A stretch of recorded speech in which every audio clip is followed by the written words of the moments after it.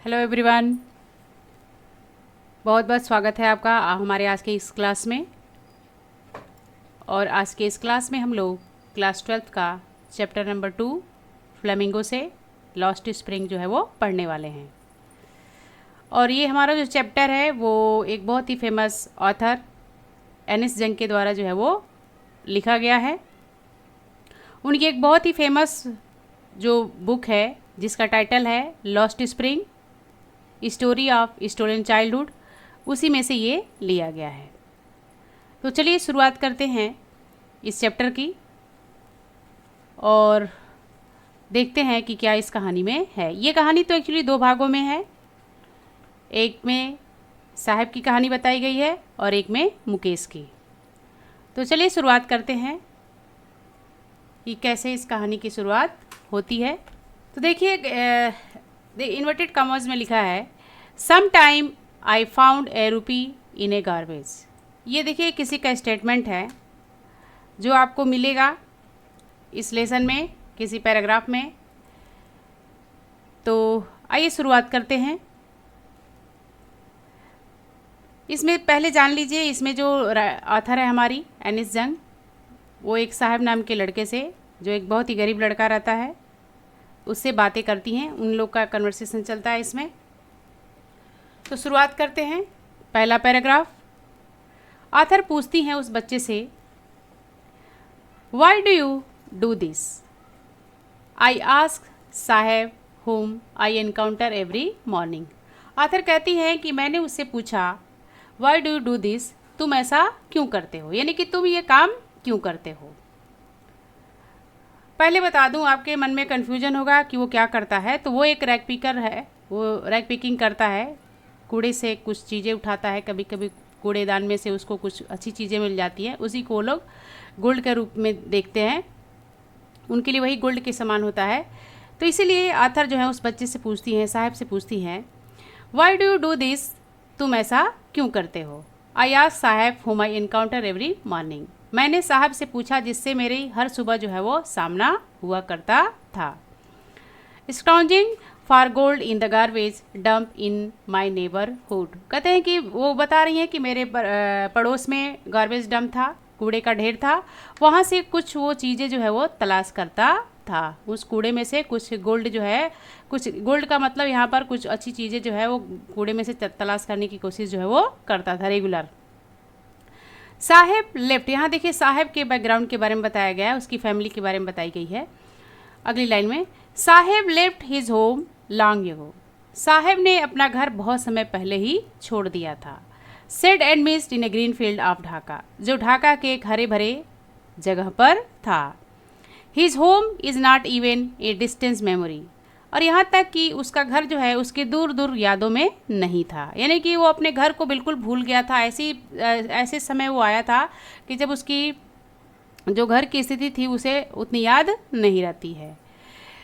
There were many storm that swept away their field and homes, his mother tell him.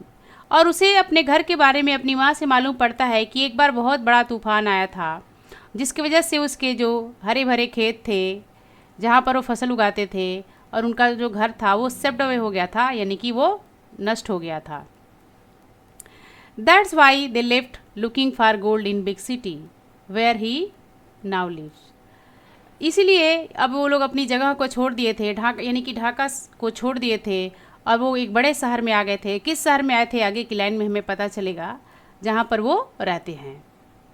तो देखिए, तो इस paragraph में यही बताया गया था कि ऑथर जो है साहब से पूछती हैं कि क्यों वो हमेशा ये काम करता है। तो साहब जो है बताता है, क्या बताता है, पर उससे पहले ही राइटर जो है उसके बैकग्राउंड के बारे में बात करती हैं। तो आइए देखते हैं साहब आगे क्या कहता है। I have nothing else to do, he mutter. वो बोलता है मेरे पास करने के लिए कुछ भी नहीं है। लुकिंग अवे, उसके बाद ऐसा बोलकर वो दूसरी तरफ देखने लगता है। तो आथर उससे कहती हैं, गो टू स्कूल, तो स्कूल जाओ। आई से ग्लिवली, मैंने यूं ही बिना कुछ सोचे विचारे जो है वो बोल दिया।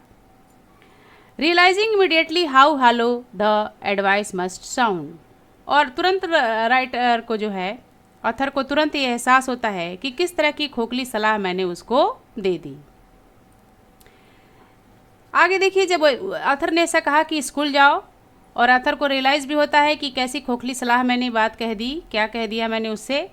वो बोलता है, खुद ही जवाब देता है, कहता है, there is no school in my neighbourhood, मेरे पास पड़ोस में तो कोई स्कूल नहीं है। When they build one I will go, जब वे लोग बनाएंगे, यानी कि ऑफिशियल जब लोग बनाएंगे तो मैं वहाँ पर जाऊँगा।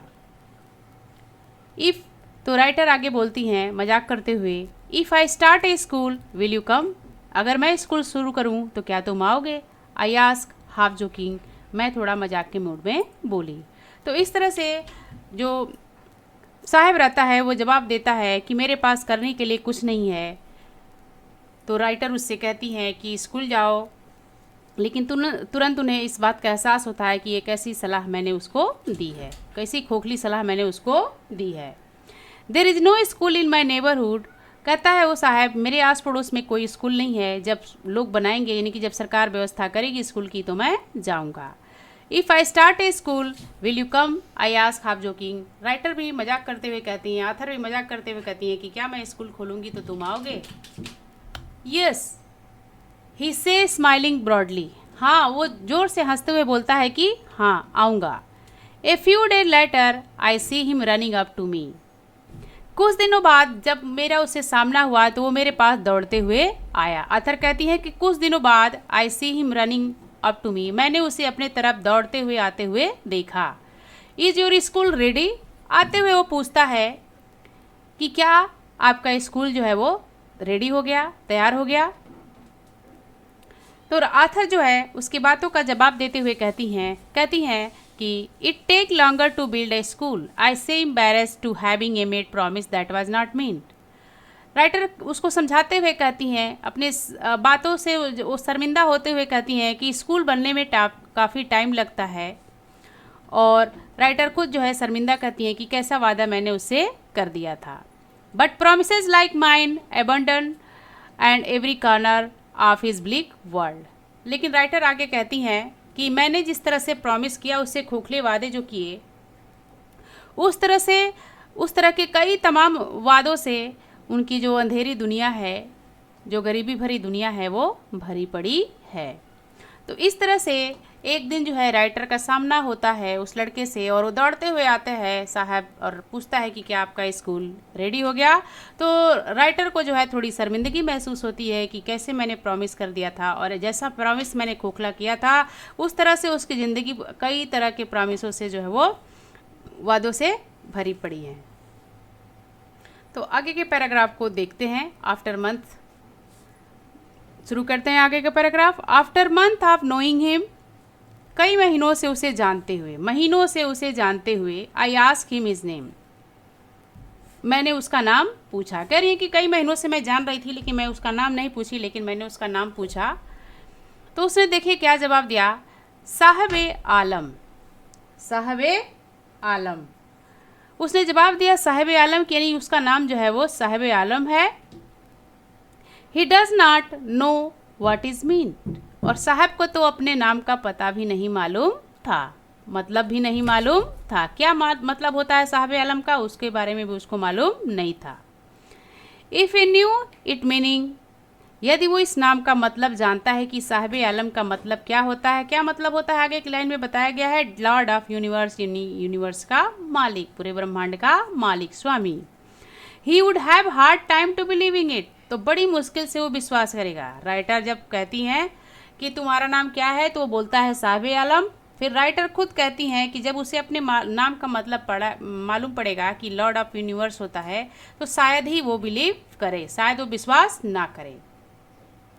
Unaware of what his name represent, he roams the street with his friend an army of barefoot boys, अपने नाम का जो मतलब होता है उससे अनभिज्ञ होकर वो गलियों में अपने दोस्तों के साथ जो नंगे पांव रहते हैं उन बच्चों के साथ जो है वो घूमता रहता है। Who appear like a morning bird and disappear in at noon, जो सुबह की पक्षी की तरह उपस्थित होते हैं, आते जाते हैं और उसके बाद शाम को गायब हो जाते हैं।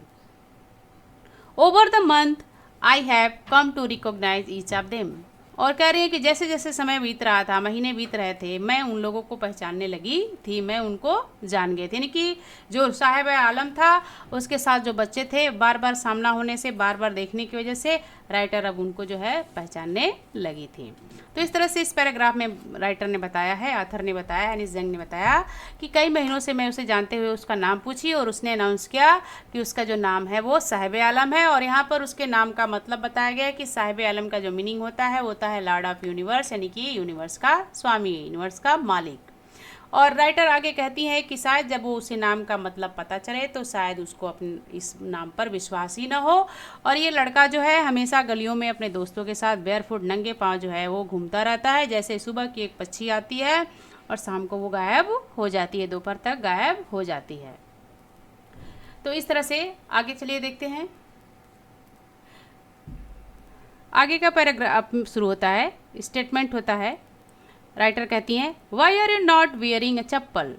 आई आस्क वन। मैंने उन बच्चों में से एक से कहा कि तुमने चप्पल क्यों नहीं पहना है, तुमने चप्पल क्यों नहीं पहना?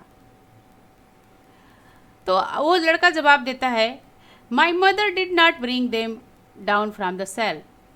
मेरी माँ जो है उसे सेल्फ से उतार कर देती नहीं है। ही आंसर सिंपली, उसने यूं ही जवाब दे दिया, साधारण रूप से उसने यही जवाब दे दिया, कह रहे नहीं मेरी माँ उतार कर नहीं देती है इसलिए मैं नहीं पहनता। तो दूसरा बच्चा जो उसके साथ रहता है वो बोलता है, even if she did he will throw them of.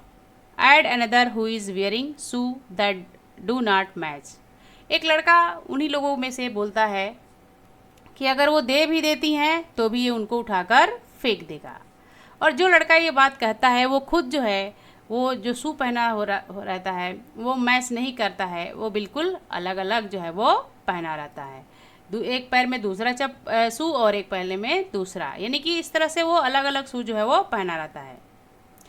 और आगे कहता है, आई वॉन्ट शू से द थर्ड बॉय। एक तीसरा लड़का रहता है वो कहता है, आई वॉन्ट शू, मुझे जूता चाहिए, यानी कि मैं चाहता हूँ कि मेरे पास जूते हों। Who has never owned A pair of all is life. जिसने अपने पूरी लाइफ में कभी जूते नहीं पहने थे, यानी कि अपनी पूरी लाइफ में एक थर्ड बॉय था जो साहिब आलम के साथ था, उसने अपनी पूरी लाइफ में कभी जूते जो है वो नहीं पहना था। राइटर अपनी बात को आगे रखते हुए अनीस जंग कहती हैं, travelling across the country I have seen children walking barefoot.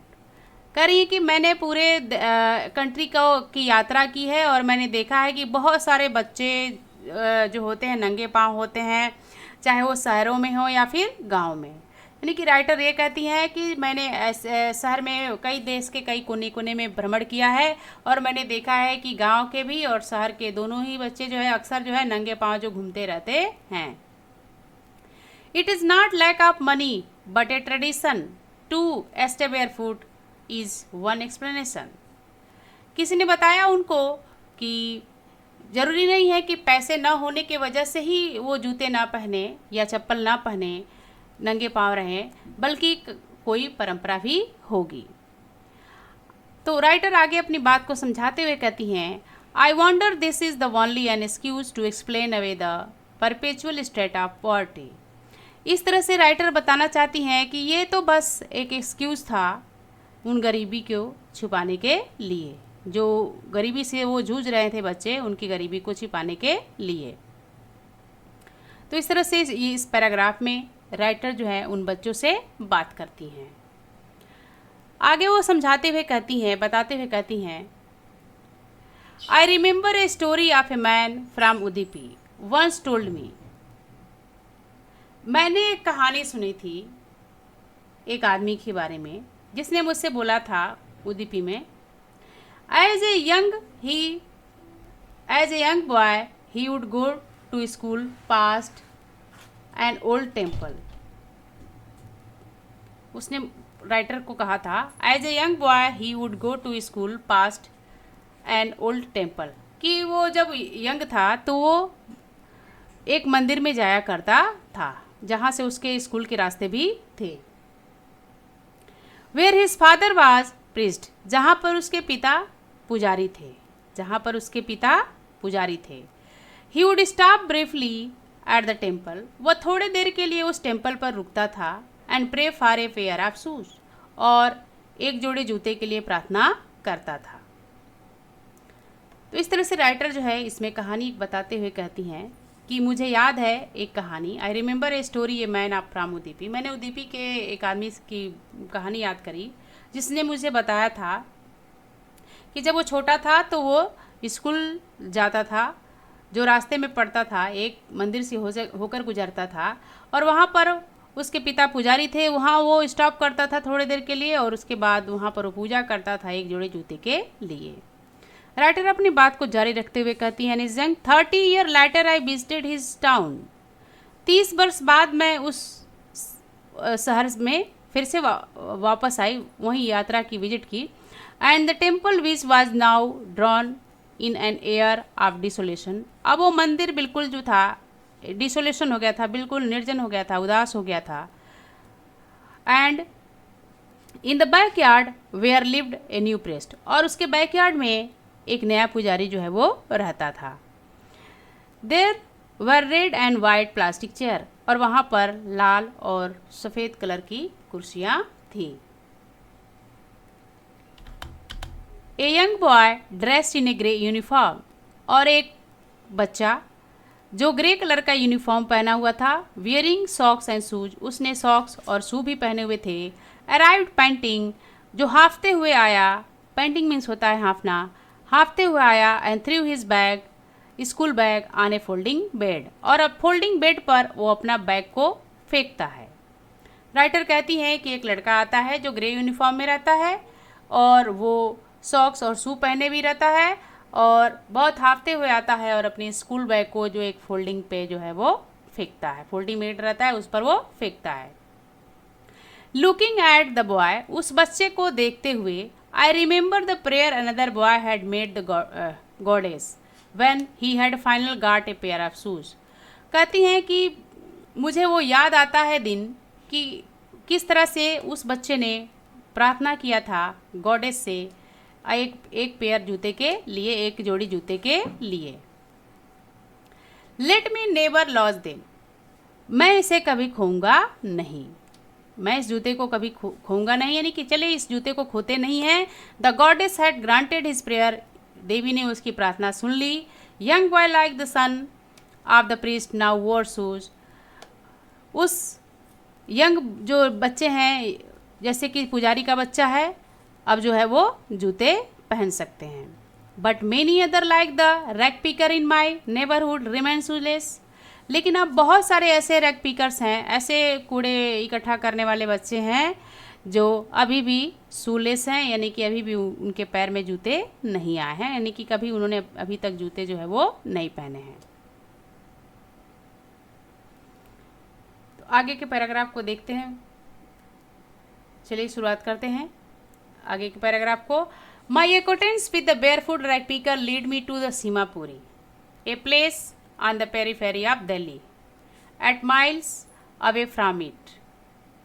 करें कि मेरा जो एक्वेंटेंस था, मेरा जो परिचय हुआ था उन बेयरफुट रैक पिकर से, उनकी वजह से मैं सीमापुरी तक गई, एक ऐसा जगह जो दिल्ली के किनारे पर है, वहाँ से कुछ मील की दूरी पर है। आगे वो बताते हुए कहती हैं, सीमापुरी का वर्णन करते हुए कहती हैं राइटर, एक बार फिर से देख लेते हैं इसको। My acquaintance with the barefoot rag pickers lead me to Seemapuri, कहती है कि मेरा जो परिचय हुआ था, उन लोगों से जो बातचीत हुई थी रैक पिकर से, उनकी वजह से मैं सीमापुरी तक गई थी। A place on the periphery in Delhi eight miles away from it, जो दिल्ली के एक छोर पर था, कुछ मील की दूरी पर। Metaphorical, those who live here are squatter from came from Bangladesh back in 1971। ऐसा कहा जाता है कि ये जो सीमापुरी में रहने वाले लोग थे वो बांग्लादेश से आए थे 1971 में, वहाँ के जो ये रिफ्यूजी थे वहाँ से आए हुए। साहेब्स फैमिली एमंग देम, और साहब का परिवार भी उन्हीं में से एक था। यानी कि राइटर ये कहती है कि जब 1971 में बंटवारा हुआ था, तब जो है वहाँ से कुछ लोग जो है वो बांग्लादेश से आए हुए थे,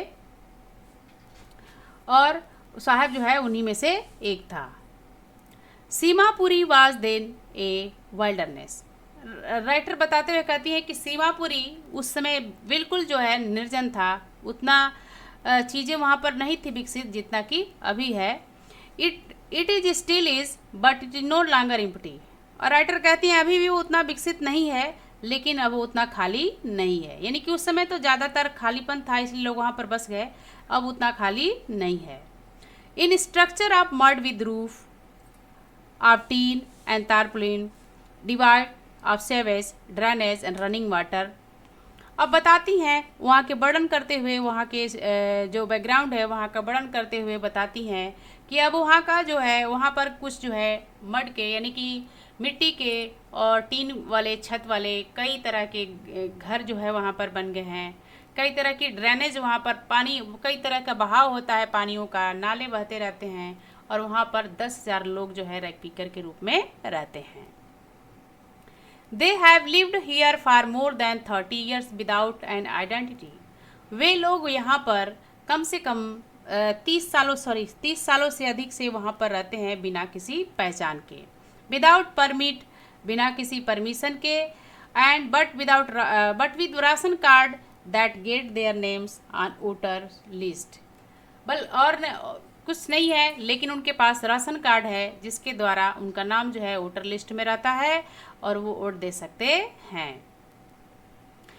और क्या कर सकते हैं उसे, enable to them to buy grain, और उनके द्वारा वो कुछ अनाज भी खरीद सकते हैं। यानी कि राइटर ये कहती हैं कि जो रैग पिकर्स हैं, जो ढाका से आए हुए हैं, बांग्लादेश से आए हुए हैं, जो सीमापुरी में रहते हैं, वो सीमापुरी जो पहले कभी निर्जन हुआ करता था, अब वहाँ 10,000 रैग पिकर्स रहते हैं। अभी भी वो उतना विकसित नहीं है, लेकिन अब उतना खाली नहीं है। वहाँ का वर्णन करते हुए वो कहती हैं कि यहाँ पर अब टीन के छत वाले मिट्टी के घर बने हुए हैं, तमाम तरह की नालियाँ बहते रहती हैं और इसी में रैग पिकर जो है वो रहते हैं। आगे बताते हुए कहती है कि उनके पास खास तौर पे कोई पहचान पत्र नहीं होता है, एक राशन कार्ड ही होता है जिससे उनका वोटर आईडी में नाम रहता है और वो वोट दे सकते हैं और कुछ खाने के लिए चीज़ें जो है वो खरीद सकते हैं। आगे बताते हुए कहती हैं, food is more important for survival than an identity. If it end with the day meal we can feed our family and go to the bed without aching stomach. वो कहती हैं कि एक लेडीज रहती है, वो कहती है कि food is more important for survival than an identity. कहती है कि खाना बहुत ज़रूरी होता है, किसी भी पहचान पत्र के अलावा जो है खाना जो है बहुत ही ज़रूरी है। और इस तरह से हम लोग जो है अपने फैमिली का भरण पोषण जो है वो करते हैं और चैन से बिस्तर पर जो है वो हम लोग भरपेट के जाते हैं। We would rather live here than in the field that gave me no grain say group of women tattered saris when I asked them why they left their beautiful land of green. ये बात जो है एक lady कहती है, जिससे writer पूछती हैं कि आखिर तुम लोगों ने अपने हरे भरे देश को छोड़कर यहाँ पर क्यों आ गए। और वो लेडी जो है काफ़ी टॉटर साड़ी पहनी रहती है, उसका साड़ी जो है बहुत ही पुराना हो गया रहता है, साड़ी की स्थिति बहुत ख़राब रहती है क्योंकि वो लोग बहुत गरीब होते हैं, इसकी वजह से तो वो लेडी जो है उन्हें बताती है। Whenever they find food, pitch their tent that became Francis' home. Children grow up in them and becoming partner of survival and survival in Simapuri means rag picking. तो इस तरह से उन घरों में वो लोग रहते हैं, बच्चे वही विकसित करते हैं और वो भी रैग पिकिंग जो है वो करते हैं। और बताती है राइटर कि सीमापुरी में रहने का मतलब ही होता है रैग पिकिंग, यानी कि कूड़े इकट्ठा करना, कूड़े मिलना। थ्रू द ईयर्स, बरसों से, it has acquired the proportion of fine art, वही उनका जो है काफ़ी अच्छी एक कला थी। Garbage to them is gold. यहाँ से एक क्वेश्चन बनता है कि उनके लिए गार्बेज का क्या मतलब होता है, तो आंसर है garbage to them is gold. It is their daily bread, a roof over their head. इसी के द्वारा उनके डेली ब्रेड मिलती है, उसी के द्वारा उनकी रोज़ की रोटी चलती है। And roof of their heads, इसी से उनको सर पे छत मिलती है। Even if it is leaking roof, भले ही वो छत चूती ही क्यों ना हो, लीकिंग क्यों नहीं करती हो, but for a child it is even more, लेकिन एक बच्चे के लिए काफ़ी पर्याप्त होता है। तो इस तरह से यहाँ तक की पैराग्राफ को आज हम देख चुके हैं। एक बार फिर से रिवाइज कर देते हैं इस पैराग्राफ को। इसमें जो है राइटर ये बताती हैं कि उन बच्चों जो बेयरफुट चलने वाले साहब और साहब के जो साथ घूमने वाले बच्चे थे, उनकी वजह से वो सीमापुरी में जाने का मौका मिला। और बताती हैं कि सीमापुरी जो है वो दिल्ली के ही सीमा पर है और उसी के आसपास है। वहाँ का बैकग्राउंड वर्णन करते हुए कहती हैं कि वहाँ पर जो लोग हैं वो बांग्लादेश से 1971 में आए रहते हैं। कम से कम 10,000 रैक पीकर रहते हैं और सीमापुरी जो पहले कभी निर्जन हुआ करता था अब उतना खाली नहीं है, लेकिन उतना विकसित भी नहीं है। और बताती हैं कि वहाँ 30 वर्षों से लोग रहते हैं, खास पहचान पत्र ना होते हुए बस राशन कार्ड होता है और इस तरह से वो वहाँ पर सर्वाइव करते हैं। और कहती हैं कि सीमापुरी रहने का मतलब यही होता है कि रैक पिकिंग करना, और रैक पिकिंग से ही उनका डेली ब्रेड जो है वो मिलता है उनको, और उनके लिए जो गार्बेज होता है वो गोल्ड के समान होता है। तो आज के पैराग्राफ में बस इतना ही। आगे एक पैराग्राफ को नेक्स्ट वीडियो में लेकर उपस्थित होते हैं। Thank you very much.